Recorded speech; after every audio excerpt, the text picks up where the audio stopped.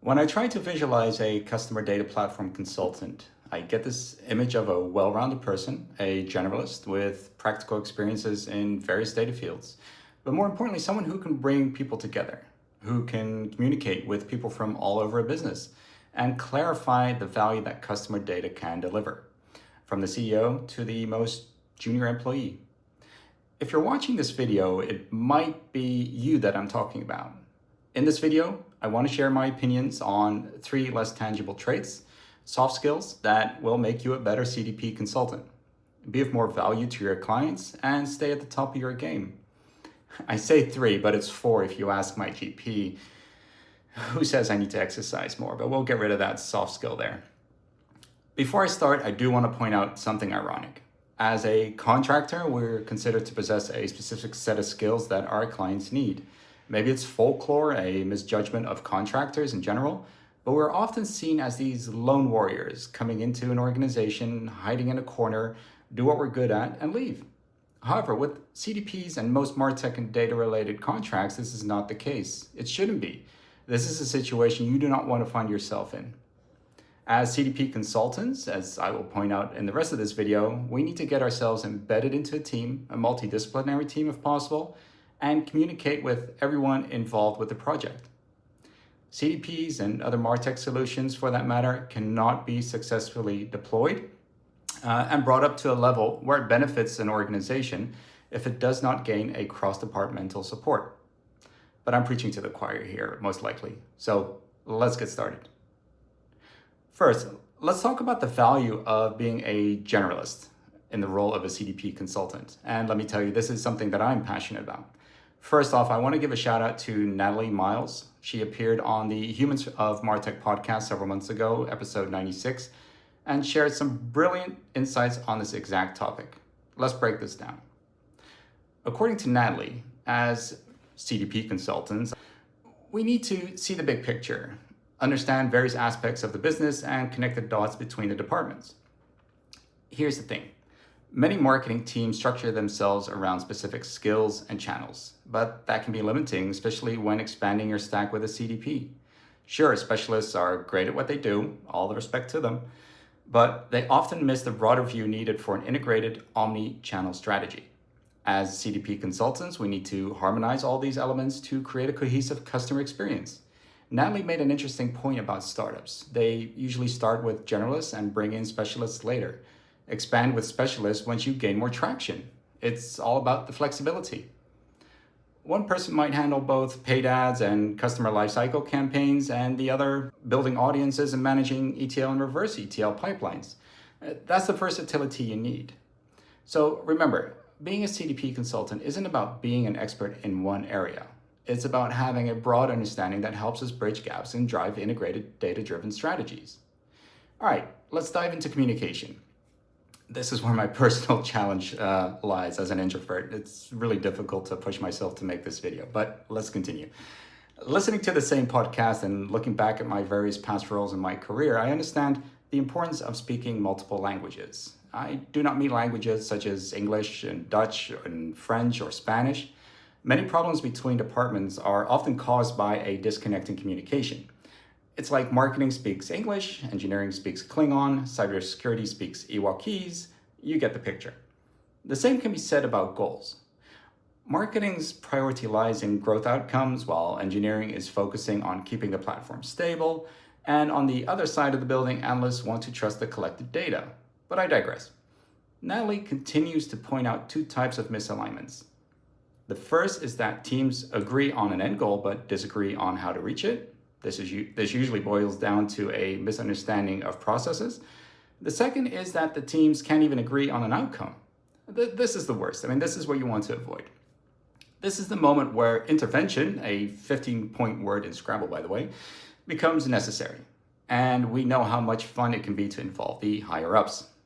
Did I mention the headaches around different MarTech and data jargon? Reverse ETL versus activation, ETL versus data pipelines, marketeers, analysts, and engineers. Am I right? All right, never mind. So what's the solution?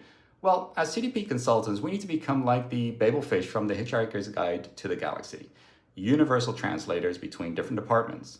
We're talking tech, marketing, cybersecurity, content, stakeholders, data, even C-level folks. We need to abstract away the jargon and focus on what different teams actually care about. All teams, not just your own. I recently ran into a very unique problem with a client. An IT department did not want to lift another finger, did not want to help improve a CDP implementation because they felt left out from the beginning. Marketeers were afraid to submit any new requests. The company gets affected, the data quality goes down, trust erodes, meaning everyone gets affected, even customers. This is a major red flag. But here's a pro tip.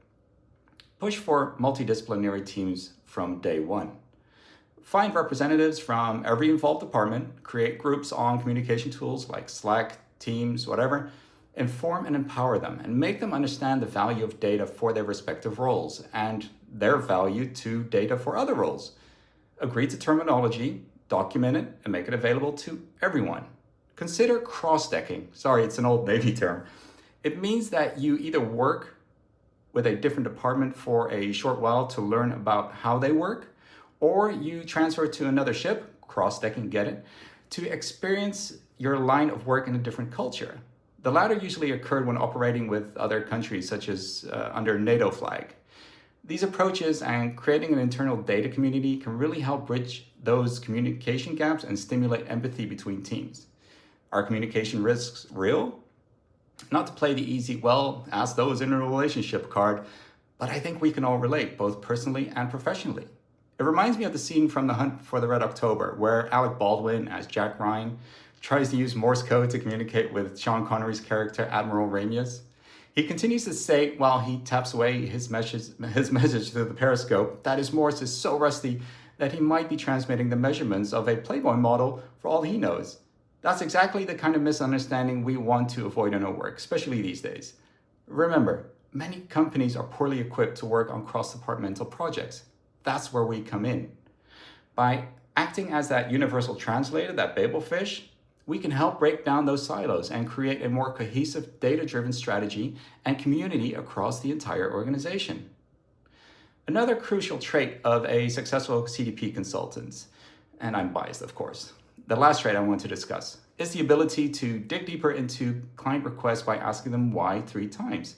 This technique, inspired by Avinash Kaushik many years ago, helps to reveal the true purpose behind requests moving beyond surface level needs. Now, although this technique at the time was shared in the digital analytics community, where we were taught to apply it to report requests, can be applied anywhere, even in Martech, especially as CDP consultants. For instance, when a client asks you to create an audience segmentation, the first why might reveal they want to target their marketing more effectively. Well, that's CDP 101 right there. The second why could expose their concern over low engagement rates with their current campaign. By the third why, they might admit the real goal that increasing engagement boosts customer retention and lifetime value, impacting their long-term revenue. This approach ensures you're not just delivering a service outright, you are co-creating, joining business, marketing, and data expertise to create something new. By challenging requests in this way, you deliver value beyond the numbers, empowering clients to make informed, impactful decisions. So, there you have it. We've covered some crucial soft skills for CDP consultants, being a generalist, speaking multiple languages, and digging deeper. These skills are essential in bridging gaps between departments, aligning goals, and uncovering the true needs of our clients. Most importantly, though, I encourage you to reflect on your own experiences. Think about the times when you successfully or not so successfully applied these soft skills in your work. How can you improve your ability to see the big picture, to communicate effectively across departments, to ask the right questions and uncover the real needs of your clients? Remember, being a CDP consultant isn't just about technical know-how.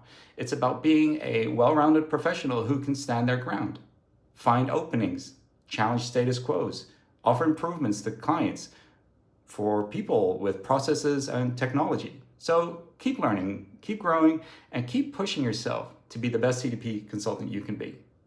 Thanks for tuning in, and until the next time, keep those data wheels turning. Bye.